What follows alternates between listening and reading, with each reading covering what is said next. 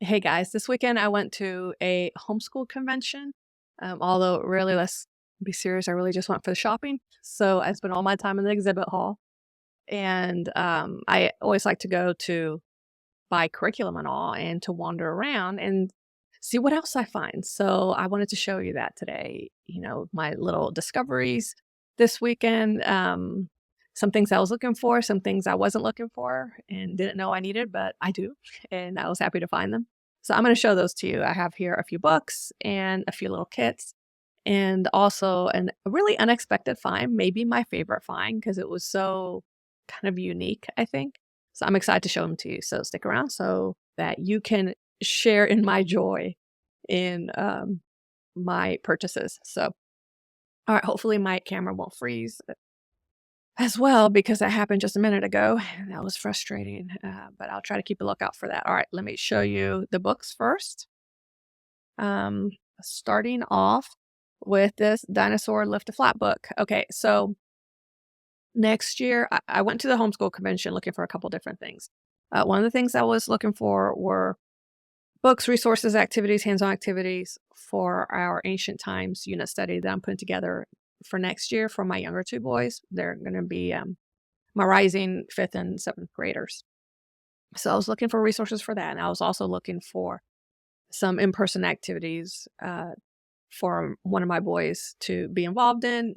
Those were my two goals. I came out successful on both those goals, and this is part of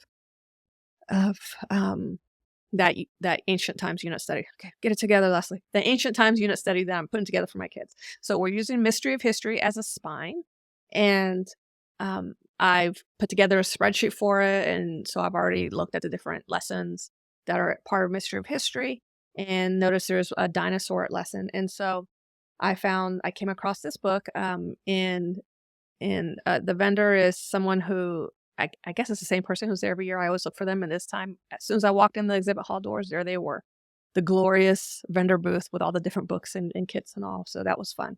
So right away we had success, and I saw this. I wasn't looking specifically for anything about dinosaurs. I was just looking for ancient times materials, and so this is one of them. So, like I said, the kids that will be doing this unit study next year they'll be 10 and 12 turning 13. So you would think, are they too old for Lift a Flap? But really, is anybody too old for Lift a Flap? I love them. And so I thought, well, let's just go ahead and try it. Something I'm missing about when my kids were younger is the uh, slower pace of homeschooling where we sat on the couch and looked at books and read books, and things were just a little calmer and slower. The last few years, I've become much more rigorous in our homeschooling. I mean, not as rigorous as some, but definitely more rigorous. But as my oldest has been in his first year of high school this year, I realized that, I mean, high school is his own animal. And I realized that I really needed to enjoy the slower pace a little more with my younger two as much as I can. And my youngest, he'll be a fifth grader next year. So there's not that many more years of enjoying that slower pace. So I thought this would be a good book to do what we used to do, which is sit together, and probably the week that we read the story or the lesson on dinosaurs, I'll sit and do like 2 pages a week, let's say, with my kids. Like do one of these spreads, not 2 pages a week, 2 pages a day. So like Monday, we'll probably start off with just these, and then we'll slowly kind of lift the flaps and discuss and then maybe look at one of the other resources I got to kind of compare things. So anyway, that's my plan. This is a nice little book. And I'm excited to look at that with my kids. All right, next one. This one, well, let me do this other one first because it's more of it'll be part of that ancient times unit study. All right, so I realized that my camera did indeed freeze, and so I had to switch cameras. I'm not sure when that freeze happened. I guess I'll find out when I edit. But instead of going back a couple of books, let me just go ahead and start with this one. I just talked about the dinosaur book. All right. Another resource I got for our ancient times unit study is this fold out planet Earth timeline. It's an S-born resource. Well, let's just flip through it. You can see how it's really a sturdy material. The pages in the book are really sturdy, and it does indeed fold out, and there's content on both sides. So I'll just flip through it as I explain that Mystery of History, which is our spine, is a decidedly Christian curriculum. And so it does use the New Earth um, point of view when it comes to the creation or the beginnings of the earth. So I thought, should I get this or not? I will say I'm like my point of view, even though I'm a Christian, I'm back and forth on what I personally believe about the creation of the earth, like when it happened. I haven't done enough studying and invested myself enough in it really to come up with a definite, like, this is what I believe. Not that my opinion matters, but anyway, I thought this will be a good time to introduce my kids to both points of view. So we are going to go ahead and use this book and just expose them to different points of view, which I'm okay with. And so it does flip around to the other side. So very colorful. It has this timeline element here, and colorful text, diagrams, and this is perfect for my kids in the way that they like to learn, keeps their attention. So we're going to sit and look at that together, maybe around the same time as we look at the dinosaur book. Okay, this book I wasn't looking for something like this, but I came across it and thought, I gotta have it, because my kids have just started my younger two have just started a novel study of My Side of the Mountain, which holds a special place in my heart. I read it when I was in 5th grade. It was part of our assigned reading, and I loved it. And my oldest, who was not a reader, that's the book that got him to really read. And he even, with his own money, bought the other books in the series, which was shocking to me. I couldn't believe it. So we just started a unit study with my younger two kids, a novel study of My Side of the Mountain. And I'm working on a video now where I show how I created the workbook for it using Canva and ChatGPT, and also that'll be coming out soon. But anyway, the reason I got this was because I want to say in the author's preface, she explains that I think her father was a naturalist and taught her a lot of things. And she even says that her brothers were two of the first falconers in the country. And also, anyway, I thought this would help us get into the point of view of the protagonist, Sam, who's very much a budding naturalist. And especially these first couple pages, so you want to be a naturalist. So, we talked about this a little bit already, since my kids have already started the unit study, but I think this coming up week, we're going to, tomorrow actually I have planned, we're going to sit and read this together. More of that. Let's get back to the couch and do some reading together, depending on how that goes. Because group studies aren't really our jam, but I'm going to try. And so we'll read these to flesh that out more about what a naturalist is, because we never really define that. And then for the rest of the book, I'm not sure if I'll assign some of this reading, if we'll sit and read it together certain times during the reading of My Side of the Mountain, or if I'll just let them look at it at their leisure. Probably, I'll have to think about it. Probably when we get to a whippoorwill call, there's this part where we are going to watch a video or listen to like some bird songs. And so I do want to look at these couple pages when we get to that. And maybe just read a page a day or just what interests them. I wanted to make it not so serious and a little more relaxed and fun, because high school it's not been relaxed and fun so far. All right, so let me show you a kit I got about that book. All right, so again, part of the My Side of the Mountain studying, there's an owl mentioned at one point, and my youngest has been interested to try sewing, and I've tried to. He's not a careful kid.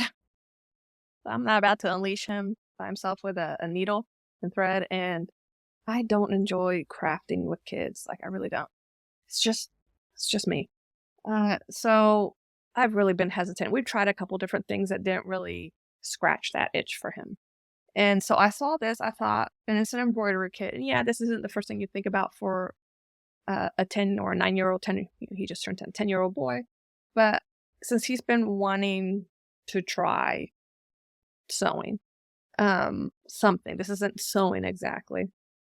And I'm not against him sewing, let me tell you, I would love for him to be a tailor. 'Cause I need a tailor in my family.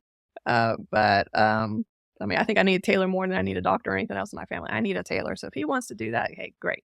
But I saw this, I thought it's on theme for my side of the mountain, and it has all the things. I like kids where they have all the things in there. I don't have to go find them. That's part of the reason I don't really like crafting with kids. I don't want to put together. I don't want to go through the trouble of sourcing everything. I'm just too lazy to do that, or lack the interest. I don't know. And so I thought this is more like everything's in here. It better be in here. That's why I bought it. And it looked doable. Like, if I haven't opened this yet, but when I look at this, what I'm thinking is that this is printed, like this blue stuff is printed on here, and that maybe all they're really sewing are these things in color. So it looked manageable. It didn't look overwhelming. So that's why I got that. And that was a fun little find. See, that's why I like going to these conventions, something I didn't know I wanted or needed that I wouldn't have on purpose gone out and look for, but just doing a little bit of browsing. I came across it and I was really excited about it. All right, got a couple more kits, and then I'll show you the fun thing that I never would have thought of to buy. Let me grab these kits. All right, so this is the first kit. That's a lap book kit for world history. One, it covers ancient times and then some time beyond that. I got this kit, and the next one I'll show you I think it was the Sunlight book, but it's Inquisikids. Let me show you what it says here. All right, focus. Inquisikids. And just like with the craft kits, there's a lot of things that, I see them on Pinterest. Activities, hands-on activities to do with your kids. I think that looks great, but the idea of going and sourcing that stuff is just overwhelming to me. And I have done some lap books with my kids, and it's exhausting. Between actually putting together the physical lap book, printing out all the materials, just all of that. It just seems like a lot. So I was excited to find this one, and I've already incorporated this into our unit study spreadsheet for ancient times. Because it has here everything printed out already. So these are all we'll be doing some cutting and gluing and coloring, that kind of thing. But it's printed out. Don't worry about them. And hopefully it's all in order. And then the actual lap book part that's already put together. I hate putting these things together. Look, it's even all taped up. So all the kids will have to do in the book, it shows you where to put each little booklet or piece of the lap book. So I love that already. And then there's even a little kit with tape and glue and something else, some white powdery substance that I hope isn't dangerous. And some, I don't know what that is. Oh, Velcro dots, I think. Things that I have, but it's nice that you can just we'll be able to just pull out this box and see, like, okay, because I'm planning to just keep everything in this box. That I know everything I need is in this box. I can just grab the box and sit at the table with the kids and do this. All right, let me show you the innards of this book. So the Mystery of History, that volume 1 goes from creation to Christ. So this goes a little bit beyond that. So we start off with some Egypt, little mini booklets, and then we finish up here with Leonardo da Vinci, Gutenberg's printing press. So some of these things are past past what we're going to be studying this coming up year, which is fine. I'll just keep it in the box and hang on to it for next year, and we'll finish it next year. And I just start checking things off, because what I did was I went through the book and I ended up just going through the book instead and tried to match up each activity with a lesson in Mystery of History, and then include that. I have a hands-on activity column in my unit study spreadsheet. And so I'll try to put an image of that here somewhere, or a little bit of video of that here. And so I try to match up. So some directly match up with a lesson in Mystery of History, and some I just kind of had to figure out what was the best place to put it. And it's a really nice, I've never done one of these lap book kits before, so it's really nice because it shows you like where this mini book for the unification of Egypt, where it goes, here in the lap book. It gives some informational text with a lot of pictures. It's really interesting. I love how colorful it is. Step-by-step instructions for what to do. There is a bit of coloring here, and for that reason, I almost didn't get it, but I thought, you know what? I'm going to go ahead and do that because my kids have never really been into coloring. I mean, I have 3 boys, but I mean, there's plenty of boys that like to color, just not my boys. And so what I've done in the past is I've sat and colored with them, and I find like that's a good time to go over some of the learning that needs to happen. So that might be a good time. If I'm coloring with them, they'll usually do some coloring with me or painting, whatever the case may be. And we can use that time instead of just coloring. We can use that time to discuss what we've been learning.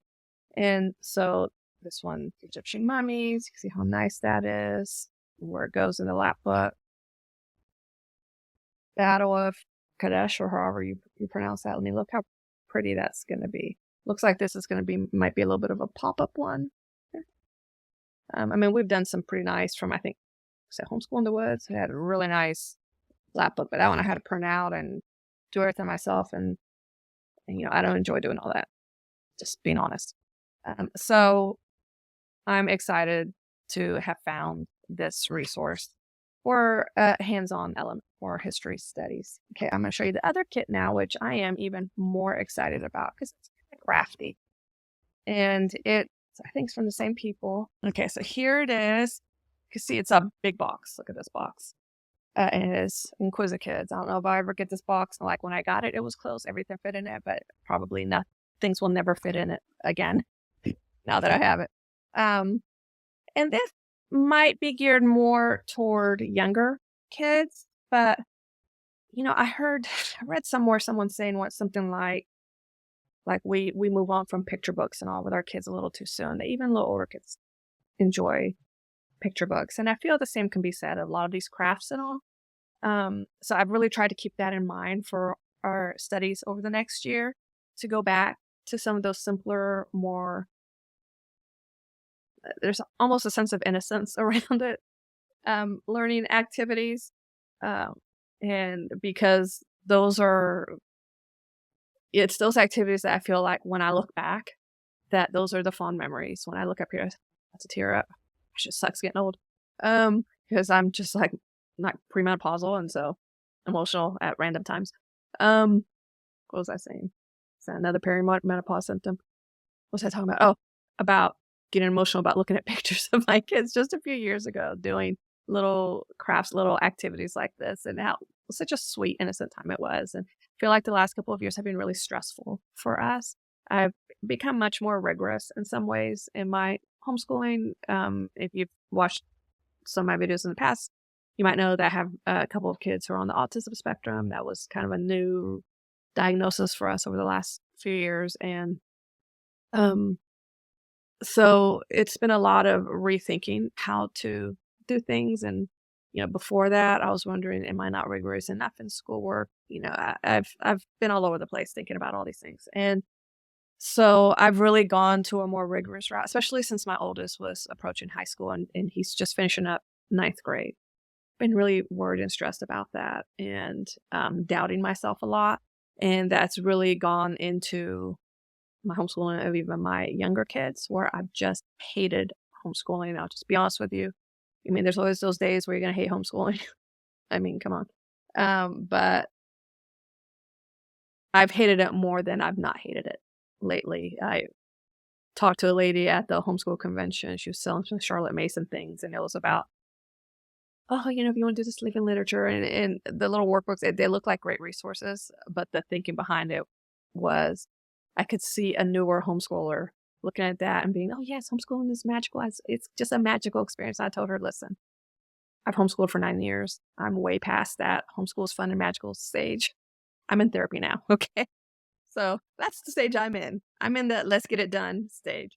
So I want to pull back on some of that rigor that I focused on the last couple of years with my kids and go back to the sweet, simple activities while I can, because next year my younger 2 are going to be 5th graders, a 5th grader, 7th grader. And once we get to high school, that's kind of a different animal. And so I need to enjoy these things while I can. So even though this is a kit the whole reason I was saying all that is that even though this is a kit that may be geared for younger kids, I'm going to use it with my older kids. And I think it'll be fun and sweet and maybe give us some of those good memories. And anyway, that's my plan. So I'm going to show you this little booklet, and then you can see, and then I'll show you all the little baggies here, which has the supplies for most of the supplies for each of these little crafts that you do. Let me put this down, show you the book. Okay. So hands-on history, world history 1. And I think we're going to be able to use, like in the lap book kit, some of those like mini books. Like we're not going to finish that lap book that's coming up here because it goes past what that first volume Mystery of History does. But this book, this kit is a different situation. I think we're going to be doing all of this because Trojan horse, definitely. We're getting like a, when I think back to my spreadsheet, I know we're going to cover all these. Like there's 2 ancient Greece activities, homes around the world, miniature yurt. I don't know where I'm going to put that in, but I'll put it in somewhere in our spreadsheet. There's an ancient China activity, ancient Greece, cylinder seal, Senate board game, the Trojan horse, and then archaeology kit, which will be great because as part of this unit study, instead of doing a separate science curriculum that's coming up here in the interest of making things a little bit simpler and less serious, I'm going to try to incorporate science learning into this unit study, using some different resources and maybe not do science every week. Always look back to your own local laws, what's required of you. Where I am, you can look at hslda.org, by the way, to find out what's required of you for homeschooling in your state. Where I am, science isn't one of those required subjects, so we have a lot more leeway. Like we have a lot of leeway in a lot of ways here in Texas. So, which is probably no surprise to anybody. But anyway, I'm incorporating science learning into this history unit study. And in somewhere in the beginning, we're going to do a little bit of studying of archaeology. And so I liked that was in here. I think that's often something you do when you're studying ancient times. And it's so interesting for I have a field trip. Anyway, so let me show you the innards of this book. Some instructional materials to the parents, the supplies list. But these are, so notice this, materials we provide and then materials you provide for that miniature yurt. And these are also on the pages for the instructions for doing each of these kits. So you can see the materials that you provide as the parent are things like scissors and a marker or a tape, a ruler, like things that you probably already have. A pen. It's so nice that I don't have to source a gold paint, red paint, although I have some paint, a headband, light green felt. Going to Michael's is fun, but I don't want to do it all the time. So I'm glad that all this is in here. All right, and then we get to the instructional pages for each of these crafts. So you see this is the miniature yurt one, very colorful. There's some text to go over, some informational text about the yurt, more learning type stuff. So I like to read these with the kids because I have done parts of a kit in the past with my youngest, and we enjoyed that. I don't really pay attention to these difficulty 3 parent time required 3. I mean, you might want to look at that. I think the really important stuff here is to make sure that you have this materials you provide section to make sure you got what you need so that you don't end up with a half started. Oh, my kids are yelling. Okay. So you don't end up with half started crafts like I've done in the past and then you never finish them. And then there's really easy instructions. I recommend reading the instructions ahead of time. I've even had my oldest help out my youngest with one of these in the past where I say, hey, just read through it and help him do the craft when I was running out of time and I needed a little bit of help. So he was able to help out with it. And so it helps to read this ahead of time, but the illustrations are so nice that you almost don't have to. Let's see, laurel wreath.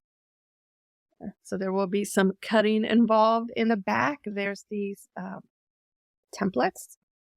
So they at least provide that. You can cut these out and then use them. I think that's probably what you use the markers for, to then draw on the felt, like trace on the felt, and then you can cut these things out.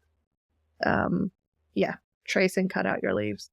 But so it's crafty enough that you feel crafty doing it, but not so crafty that you lose the will to live or to continue. It's like a fine balance when it comes to crafting for me. All right, so that's how these are. Really nice. I'm excited about it. Now let me show you the little baggies. So very important here. Each of the crafts comes in its own baggie with the materials they provide, and just these Ziploc bags with a very clear labels. I just keep everything in the box and I look for the one I need. And there you have it. That's the archaeology kit. I'm really excited about that. That'll probably be one of the first things you do. The laurel wreath, the little headband and all in there. Sailing ship. Trojan horse. That'd be cute. Straw weaving. This Senate game board. My hair stuck to this cylinder seal. Make a car. Okay, now I don't know how this is part of ancient times, but I guess we'll find out. Man, what's this? The miniature yurt, which just cracks me up for some reason. The word yurt. This one, oh, this is the chariot one. And a Greek vase. And I mean, I'm impressed that these are like, they're closed tight, so nothing's getting all mixed up and lost. Also, at the bottom of this box, there's a few other things. What is this? Some glue. There's a paintbrush in here. There's netting. I think part for the archaeology kit. This little board. Maybe that's for the game. So you can see here, there's a few more things that don't fit to the baggies in there. So I was excited to see this. I thought, mission accomplished. I've got my hands-on activities. Because this is enough. Sometimes when you start planning a unit study or a particular curriculum with crafts in them, you know, at the beginning of the school year, you're like all excited and think, oh, we're going to do something fun every week and make the memories. I'm going to be the most awesome homeschool mom. And then, you know, by October, I'm done. So I'm going to really try not to get much more than this. I know that I'm going to get a paper making kit to make papyrus. I've done that before and can order that on Amazon. That's another thing. You can go to Amazon and find some kits. So I'm going to try not to get too much more than this because realistically, I'm not going to want to do much more than this. And so I'm going to try to hold myself to that. All right, there's something else. So those are the kits. And then there's one more thing that I came across. I was so excited to come across it. It was such a unique thing. And I never would have thought to purchase something like this. But I think it'll add a little something to our ancient studies. Ancient time studies next year. Okay, so I'm going to link this guy's information down below. He has an Etsy shop. He's called, I think it was the Medieval Map Maker. And so he created these. He had so many maps. And these are big maps, you can see. And they were at the convention. I want to say they were $20 each. I'm not exactly sure. I know I paid cash. So it was about $20. And it maybe a different price on his website or on Etsy. I don't know. And then you had to pay shipping and handling. So that's why it's nice to go to these homeschool conventions for things like this. Anyway, so I tried to stay focused. There are so many neat maps. He had like maps of real things, like these that I have here, real places and situations. He had fictional maps, and he had kind of a mashup between real and fiction. So like I noticed this one, he had he created a map, so to speak, of a heart. And my son, who I took with me, was like, "Oh, this looks like a heart." I was like, "It is a heart," but he did it like it was a map. And so instead of labeling the parts of a heart, he turned like the names of the different parts into place names. It was really neat. Take a look at his Etsy shop. Highly recommend. So such a good idea. So this is the 12 tribes of Israel. I try to stay on task with my ancient times goal of finding resources for that. So here's the 12 tribes of Israel. And you can see it's very colorful, pretty large. And then this one is ancient Rome, but you'll notice everything's in Latin. Isn't that neat? I do wish this one had color, but I mean, I can't complain because the attention to detail, it's down to it being in Latin. That'll really help my kids get into kind of that frame of mind. And if you're a classical homeschooler, we are not. I don't have the patience to sit and teach my kids Latin. I'm just trying to teach them English. You know what I'm saying? But if you're a classical homeschooler, that might be a really kind of a fun addition to your homeschool, a map of ancient of the Roman Empire with the place names in Latin. You can see they come in, they're pretty sturdy uh, material that the maps are on, and they come in this protective plastic. So I think what I'm going to do is I'm going to keep them in this plastic, and for a while I use them with my kids when they're handling it. I'm not going to have them take it out of the plastic, and then maybe when we're done with our ancient time studies, I'll frame them and put them in the schoolroom or something, because these are art. I mean, this is art. So this was a really fun find. So I highly recommend going to a homeschool convention, just for the vendors, just for the shopping, because it can give you some inspiration. Be careful. Take something with you. Like, I always take one of those rolly carts. My first year going to this exhibit hall, I did not take anything like that. And they give you a bag to put things in, but my arm, like my shoulder and arm were killing me. It was challenging. So for the next year, I got a rolly cart, and that's pretty much all I use it for going to these homeschool conventions. So I can put in all the papers they give you. If I want information about a particular class or curriculum, I can put that in the bag. And then when I buy the things, even with the cart though, that big hands-on like craft kit, maybe if I had rearranged stuff in the cart would have fit, but I'd already bought pretty much. I think that was like the last thing I bought. Didn't really fit in, so my son carried that in the bag that they gave us at the convention. So even with the cart, we still need to carry stuff. So go with a cart and do your shopping. Let me know, do you go to homeschool conventions? Do you have you found a fun resource that you wouldn't have found otherwise? Do you have any suggestions for activities for ancient times? I'm not going to add too much more else, but if you have suggestions, especially when it comes to science, I would love to hear about it. And I will talk to you in the next video. Bye-bye.